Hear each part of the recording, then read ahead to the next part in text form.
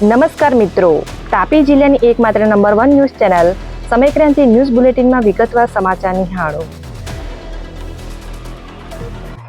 તાપી જિલ્લામાં યેલો એલર્ટની આગાહી. 13.9 ઇંચ સરેરાશ વરસાદ 24 કલાકમાં નોંધાયો.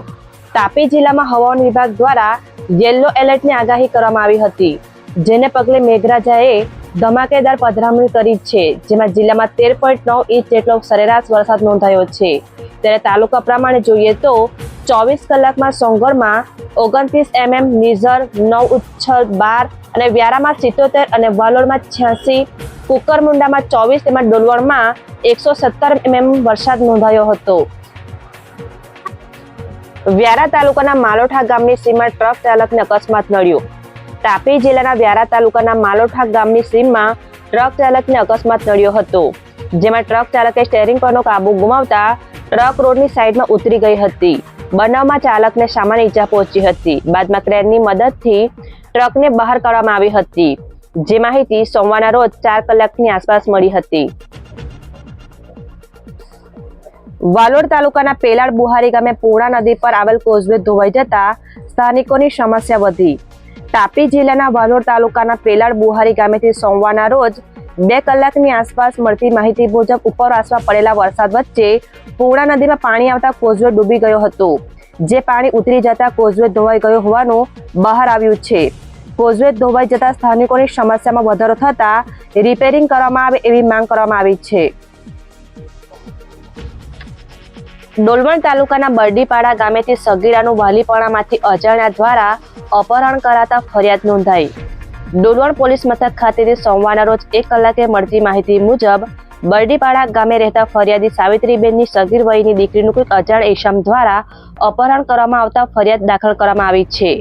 જ્યાં વાલીપણામાંથી અપહરણ કરવામાં આવતા પોલીસે અજાણ્યા ઇસમ વિરુદ્ધ ગુનો દાખલ કરી કાર્યવાહી હાથ ધરી છે.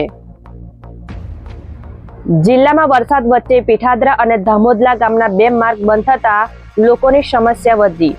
તાપી જિલ્લા વહીવટી વિભાગ પાસેથી સોમવારના રોજ 4 કલાકે મળતી માહિતી મુજબ જિલ્લામાં સવારથી વરસાદી માહોલ વચ્ચે 2 રસ્તા બંધ કરાયા છે, જ્યાં વરસાદને પગલે પંચાયત હસ્તકના 2 રસ્તાઓ બંધ કરાતા લોકોની સમસ્યા વધી હતી. જેમાં ડોલવણ તાલુકાના પીઠાદરા અને વાલોડ તાલુકાના ધામોદલા ગામે લો લેવલ પુલ ઓવરટોપિંગ થવાના કારણે માર્ગ બંધ કરાતા લોકોની સમસ્યા વધી હતી. ઉચ્છલ તાલુકાના સરકારી કોલેજ બસ સ્ટોપ ખાતે એસટી બસ સાથે અકસ્માત કરનાર ટેન્કર ચાલક વિરુદ્ધ ગુનો નોંધાયો. ઉચ્છલ પોલીસ મથક ખાતેથી સોમવારના રોજ 12 કલાકે મળતી માહિતી મુજબ ઉચ્છલ સરકારી કોલેજ બસ સ્ટોપ પાસે મુસાફરો માટે ઊભી એસટી બસમાં ટેન્કર ચાલક અનિલ કુમાર મોયાએ અકસ્માત કરતા એસટી બસના ચાલક સહિત 7 મુસાફરો ઈજા પહોંચી હતી. બનાવને લઈ એસટી બસના ચાલકે ઉચ્છલ પોલીસ મથક ખાતે ટેન્કર ચાલક વિરુદ્ધ ગુનો દાખલ કરતા પોલીસે કાર્યવાહી હાથ ધરી છે. સોંગરનગરના રંગ ઉપવન હોલ ખાતે પ્રમુખની હાજરીમાં કાર્યક્રમ યોજાયો.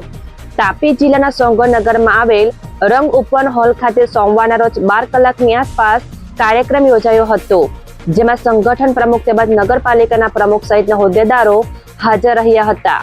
જે કાર્યક્રમ વિકસિત ભારત સંકલ્પ સભા અંતર્ગત યોજાયો હતો, જેમાં તાલુકા અને શહેરના કાર્યકરો હાજર રહ્યા હતા. તાપી જિલ્લામાં યોજાયેલ ગ્રામ પંચાયતની ચૂંટણી 84.96% મતદાન નોંધાયું.